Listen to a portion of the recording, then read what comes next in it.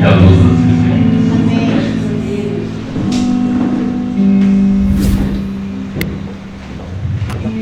Bom, né? Estamos na presença de Deus. Quero mandar um abraço para Três Lagoas, Mato Grosso do Sul. O colega de trabalho, o Wilson, está nos assistindo. O colega de adolescência, Elcio Paixão, também está assistindo. E uma pessoa que eu ainda não conheço. Nós temos um amigo em comum, o Dr. Márcio Vergalhões, Herotildes, também está nos assistindo. Eu acho que é do Rio de Janeiro, se eu não estou enganado. Mas que Deus abençoe cada um de vocês que estão aparecendo aqui e aqueles que não estão, que sejam abençoados pela mão poderosa do Senhor. Amém. Pastor Antônio foi fazer uma visita e me passou uma mensagem dizendo que não ia dar tempo de chegar e que nós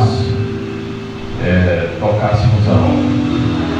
Mas tudo seja para a honra e glória do Senhor, que Ele seja abençoado também da forma que nós estamos sendo. E que essas pessoas que estão passando por essas mãos abençoadas, um dia sejam abençoadas pelo Senhor, tocadas pelo Espírito Santo, e que se convertam a Deus e se envergonhem do que estão fazendo. Porque quando eu era criança, você não podia passar fazendo barulho perto do hospital, perto de igreja, perto de alguma instituição que cuidava, igual asilo, creche, abrigo para menor, tinha um respeito. Mas hoje o respeito está se indo embora. As pessoas já não respeitam mais idade, já não respeitam mais a instituição, seja ela qual for. Mas Jesus disse, que o amor de muitos se esfriaria.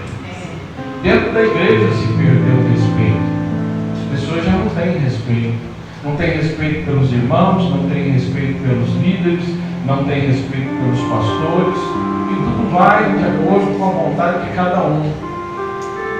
E é muito triste isso, porque ver uma instituição que foi conquistada a peso de sangue se esvair da maneira que anda sendo, porque hoje é o interesse individual, o que o meu coração deseja, o que eu desejo, se o meu calo aperta, se o meu cinto aperta, então aí vale a pena. Mas se não me incomoda, para quê?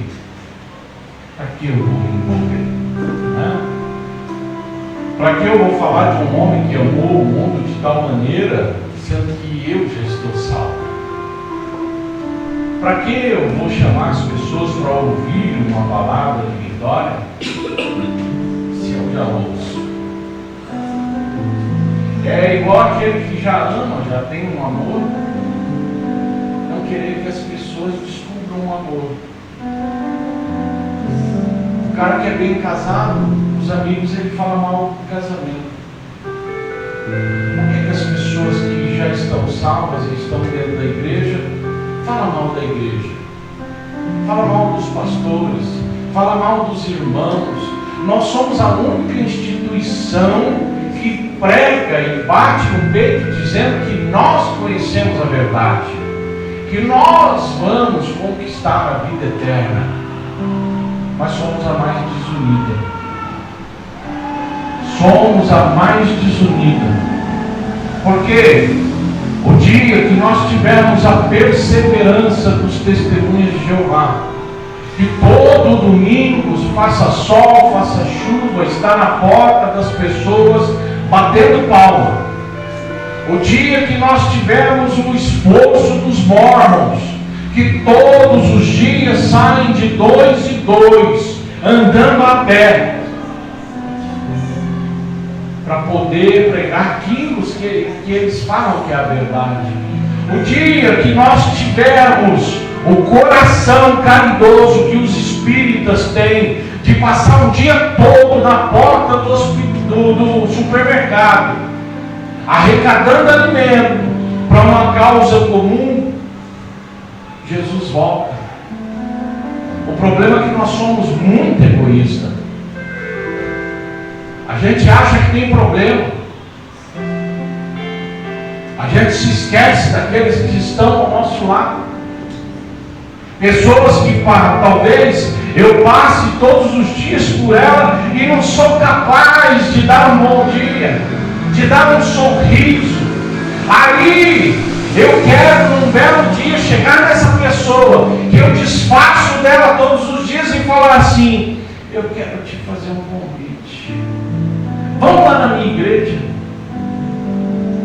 Ninguém vai vir na igreja de um arrogante, de um soberbo, de uma pessoa que tem o nariz empinado, se acha, e aí dentro da igreja quer dar água de santo.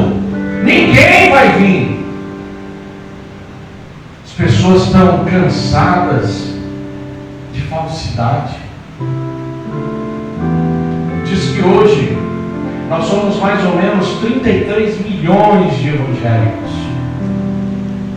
Só que existe um estudo dos desigrejados que é maior do que as pessoas que estão congregando.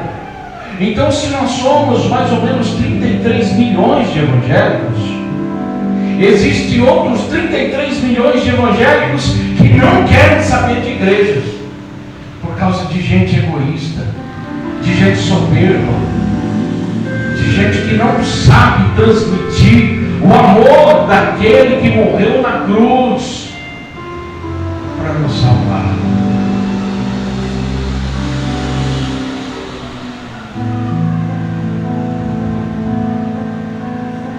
Eu queria muito que as coisas mudassem, mas não vai mudar. Não vai mudar. Vai piorar cada vez mais, porque não só o coração daqueles que estão aí fora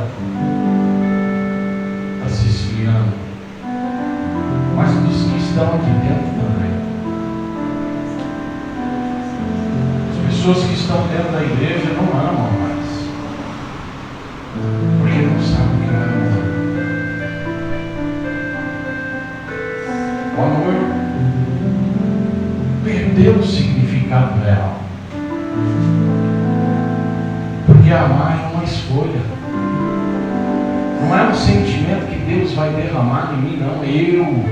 Porque Deus me amou, eu escolho amar as pessoas. Sou perfeito? Não. Sou manso e humilde? Não.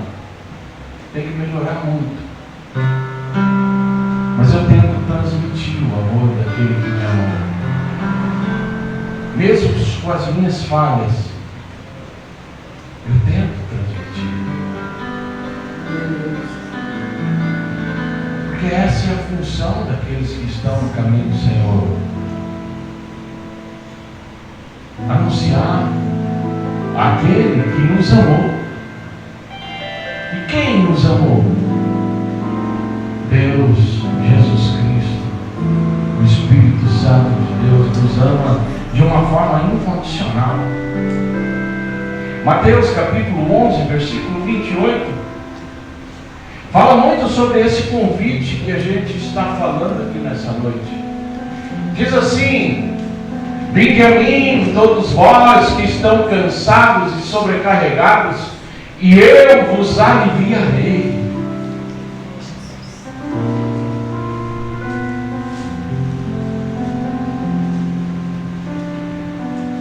Já falei isso aqui em algumas aulas que eu dei no passado. Existem 5 seres no universo: Deus, Jesus, o Espírito Santo, o diabo e o homem. A Deus foi atribuído a posição de juiz. Deus é o Criador, é o juiz de todas as coisas. A Jesus Cristo foi atribuída a função de Salvador, de mediador, de advogado nosso. Ao Espírito Santo foi incumbida a responsabilidade de ser consolador, o convencedor, aquele que convence as pessoas do pecado e do juízo vindouro. Ao diabo foi atribuída a função de ser o nosso acusador. É a única função atribuída a ele. Ele acusa. Por isso que às vezes nós nos sentimos incapazes. Por isso que às vezes eu falo assim: eu não mereço, eu não tenho, eu não vou, eu não consigo. E ao homem foi incumbida uma função também: ser o anunciador, o pregador. Mas o homem se recusa a isso, porque o homem quer ser juiz, ele quer ditar a sentença daqueles que ele vê. Ele quer ser o advogado na maioria das vezes. Ele quer ser o consolador. Mas na maioria das vezes ele é o acusador. Porque essas 33 pessoas que se afastaram da igreja não se afastaram sozinhas. Tiveram alguém apontando o dedo para elas. E quando é que nós vamos conseguir reverter tudo isso? Porque o vinde a mim, todos vós que estão cansados e sobrecarregados, e eu vos aliviarei, já não vale de mais nada. Porque as pessoas até aceitam vir, mas nós expulsamos elas de perto de nós. Como pode? As pessoas hoje querem mensagem do reteté. Como pregar a mensagem do reteté, sendo que nós estamos vendo as igrejas se autodestruírem? Como ficar motivacionando aqueles que não querem de maneira nenhuma ser motivados?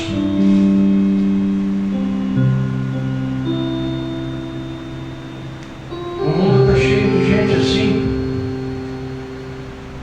Por que vocês acham que existem muitas pessoas indo pelo mau caminho? Porque não existe ninguém que exorte elas. Não existe ninguém que corrija elas. Esses dias eu assisti no jornal, vi um rapaz sendo preso, um rapaz que matou um soldado da rota lá na Baixada. E ao entrar na delegacia, ouvia-se uma voz no fundo dizendo assim: filho, a mamãe está aqui, você não está sozinho não, a mamãe está aqui. Eu não estou dizendo que a mãe não deve amar o filho, filho é filho, mas o que ela passa com essa mensagem? Continua no caminho que você está. Eu me lembro quando eu era adolescente, eu comecei a fumar com 10 a 11 anos. E a ameaça era uma só: se eu pegar você fumando, você vai engolir o cigarro aceso. Eu fumava, na época que eu conheci o Elcio Paixão, fumava e jogava pasta de dente, cravo, eu jogava um monte de coisa. Aí chegava em casa, meu pai falava assim: minha mãe, deixa eu tirar sua boca. E eu levemente aspirava para dentro do ar, para eles não sentirem o bafo do cigarro. Hoje, o que você vê nessas rodas, meninos de 11, 12 anos, fumando aquele narguilé. O narguilé é pior ainda do que o cigarro, porque cada vez que você senta numa roda é como se você estivesse fumando 100 cigarros. Mas todo mundo acha lindo. E tem crente que fuma narguilé, porque não fez mal. É essência, pastor. Essência. Nem cheiro de tabaco tem. Passa dentro da água, fica umidificado.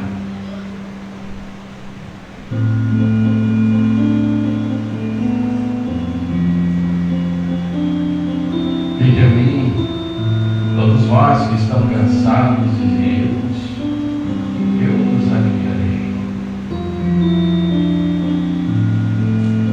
Quem alivia é Jesus. Quem alivia não é a igreja. Quem alivia não são os irmãos. Quem alivia não é pastor. Quem alivia é Jesus. É o único capaz de aliviar qualquer pessoa.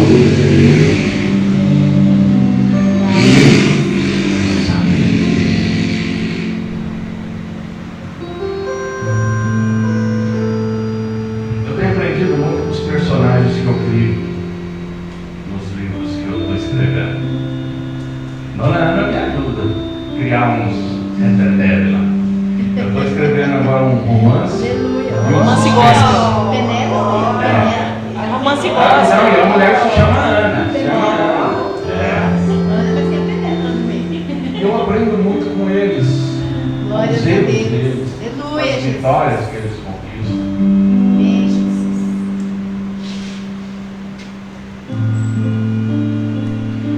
Sabe,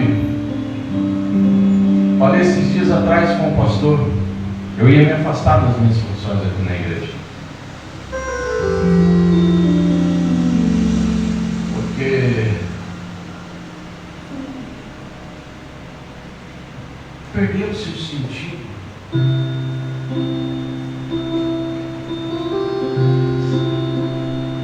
Vocês são salvos. Vocês estão salvos. Vocês vão morar no céu com Deus. Mas cadê as pessoas que não vão? Porque se vocês estão aqui, significa que essa igreja é uma igreja boa. Pelo menos se não fosse eu, não estaria. Eu sou muito chato. E aqui eu vi respeito, dignidade,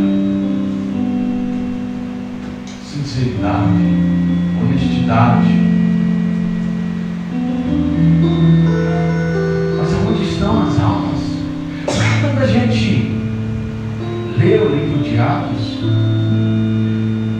a Bíblia diz que as almas não iam sendo ganhas pelos apóstolos. Deus acrescentava as almas dia a dia. Então, se esse convite não está alcançando as pessoas lá fora, qual é a barreira que está sendo posta para que eles não ouçam? O que está acontecendo que a gente tem tapado a luz de Cristo e ela não está iluminando as pessoas que estão nas trevas?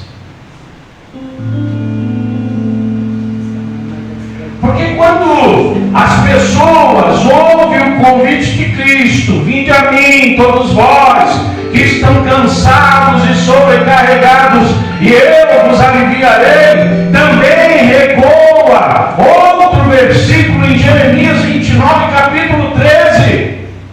Capítulo 29, versículo 13.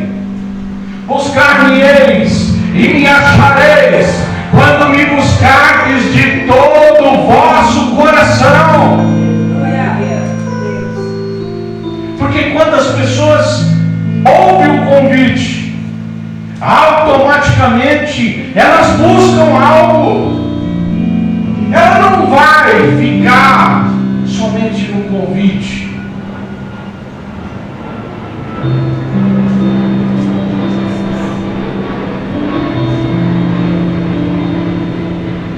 O que está acontecendo com a gente? Aonde a gente vai parar?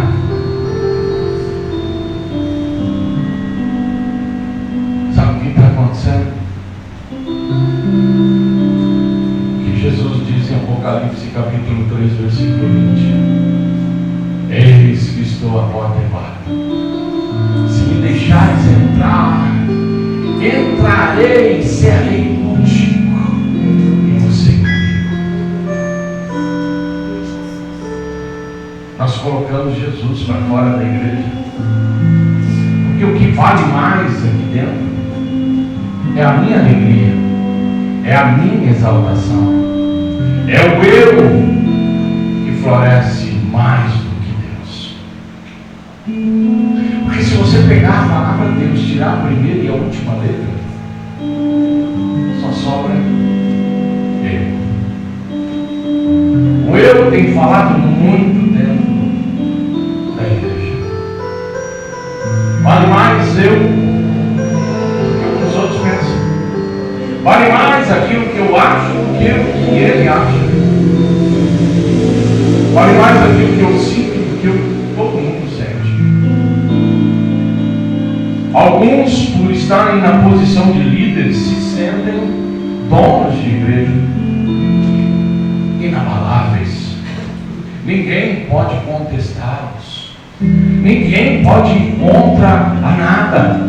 Nós não vivemos numa comunidade em que todos se reúnem num só propósito e decidem da melhor forma como agir. Não, nós estamos numa comunidade hoje em que um grupo pequeno ou uma pessoa toma a decisão e os demais têm que baixar a cabeça e aceitar aquilo sem contestar de forma nenhuma, porque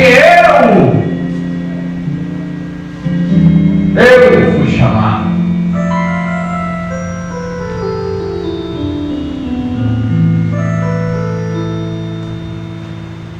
Quem gosta de ir em casa de gente briguenta?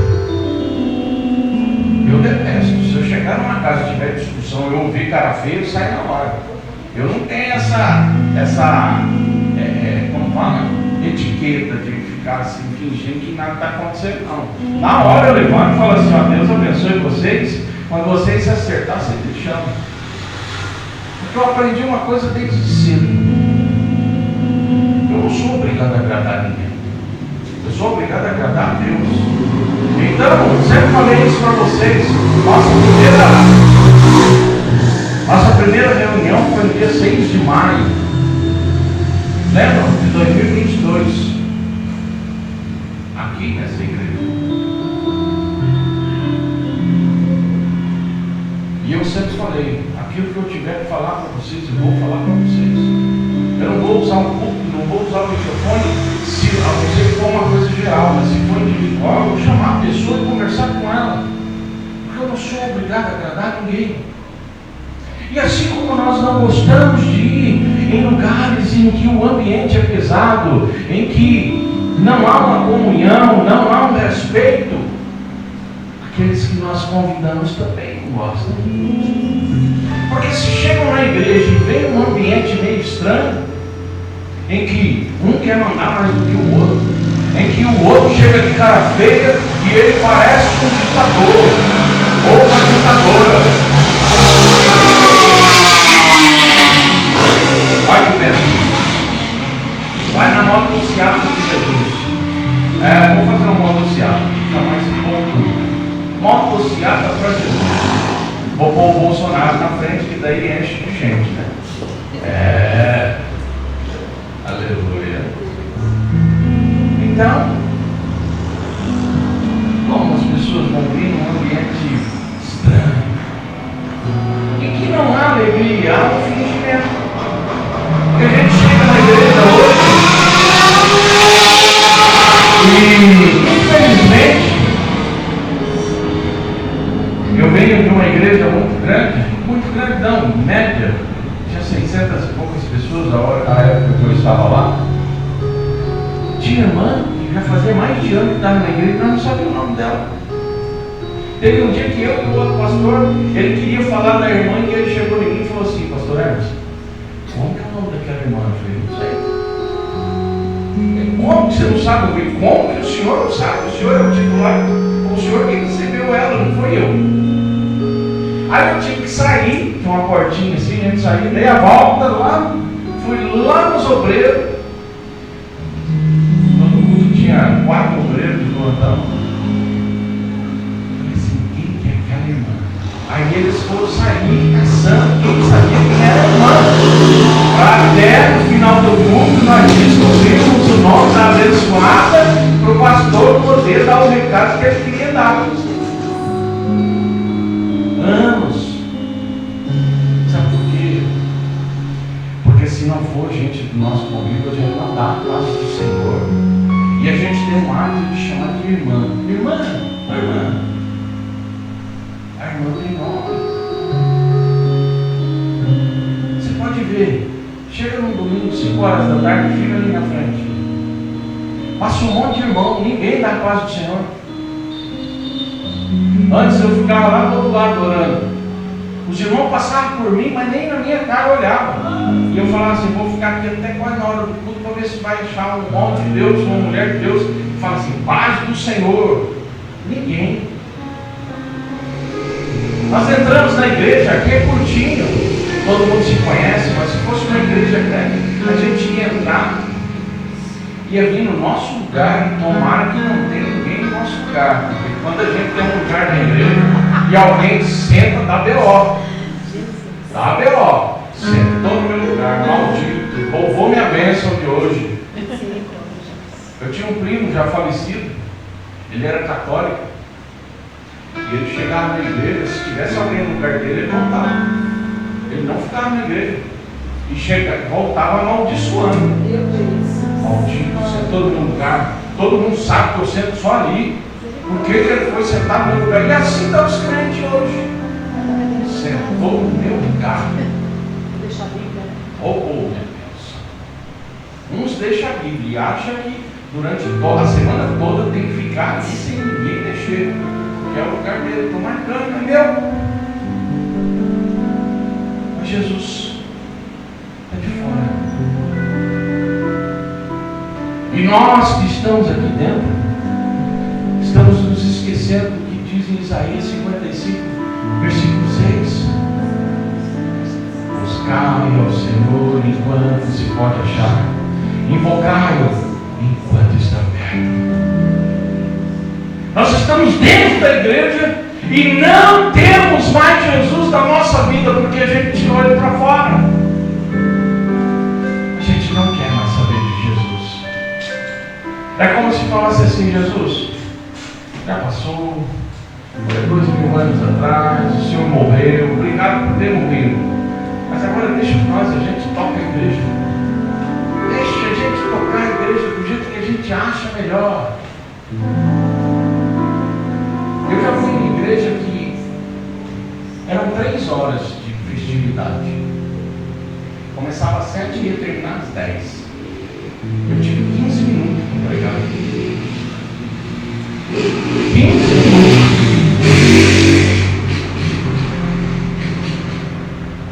Antes era o contrário. A palavra tinha que ser mais extensa.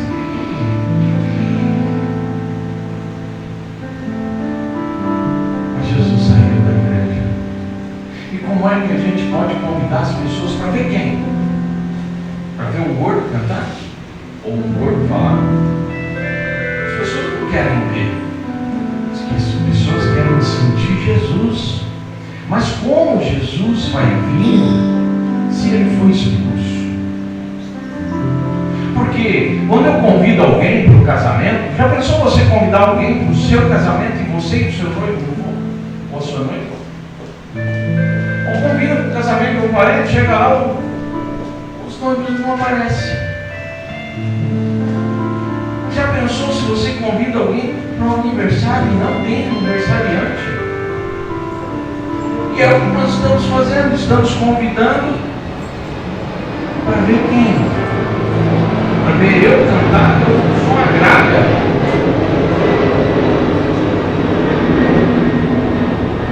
Eu tenho que convidar as pessoas para verem Jesus, que é o único que pode aliviar ela das dores, do sofrimento, das coisas que ela sente.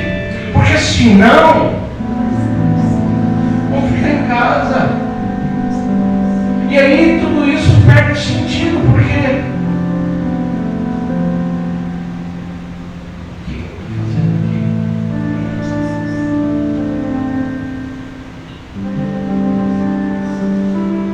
adianta jejuar, adianta orar, adianta se fortalecer espiritualmente, porque cada um de nós é uma coluna que deixa a igreja de Cristo erguida. Mas se eu me fortaleço espiritualmente, Se a metade se fortalece espiritualmente, a outra metade não, vai ruim.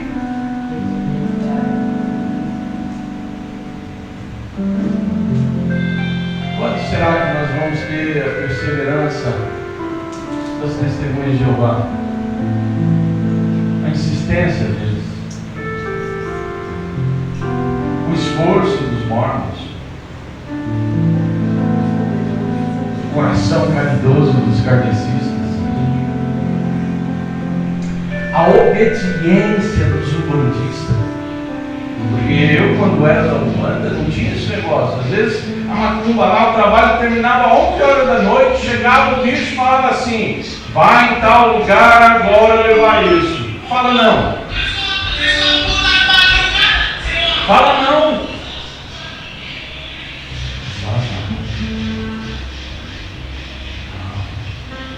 Eu estou no tempo da graça. Deus me libertou de tudo isso. Deus me libertou sim. Mas o amor de Deus me constrange a querer fazer o melhor das pessoas. Eu não sei chegar aqui e abrir qualquer coisa e falar por falar. Se eu não me preparar, se eu não estudar. Tem uma palavra? Sempre tem. Porque às vezes a gente pode estar em algum lugar e ser necessário, mas eu não gosto disso. Eu gosto de buscar a Deus e saber de Deus o que Ele quer que seja falado. E vocês podem ver que faz muito tempo que a gente está rodeando nas mesmas coisas. É sinal que alguma coisa tem que ser mudada. A Profética pelas Nações é uma igreja maravilhosa. Não merece estar assim. Já fui em muitas igrejas. Já vi o Arco da Velha. Mas vamos trazer Jesus para o nosso centro, para o nosso meio, para a nossa vida. Verdadeiramente vamos deixar Jesus comandar a igreja da maneira que Ele acha necessário, não da maneira que eu ou alguém acha que é. Jesus hoje está nos convidando a voltar à essência do primeiro amor, a voltar a amar aqueles que estão perdidos, a voltar a buscar Ele de todo o coração, a olhar para a porta e ver que Ele está ali batendo, insistindo para entrar, e nós devemos escancarar as portas para que Ele entre, a buscar Ele de uma forma tremenda, porque daqui a uns tempos nós vamos buscar a Deus e não vamos achar. Queira que nós vamos no primeiro arrebatamento, porque se não formos, misericórdia. Misericórdia de Deus. Deus está aqui. Quer que aceitemos o convite para verdadeiramente estarmos ao lado dele, fazendo a obra dele, falando do amor dele, e as almas ele vai acrescentar, porque ele sabe e tem certeza que toda alma que vier aqui, essa não se perderá, pelo contrário, ela vai gerar frutos, ela vai crescer e ela vai continuar fazendo a obra de Deus. Que nós aceitemos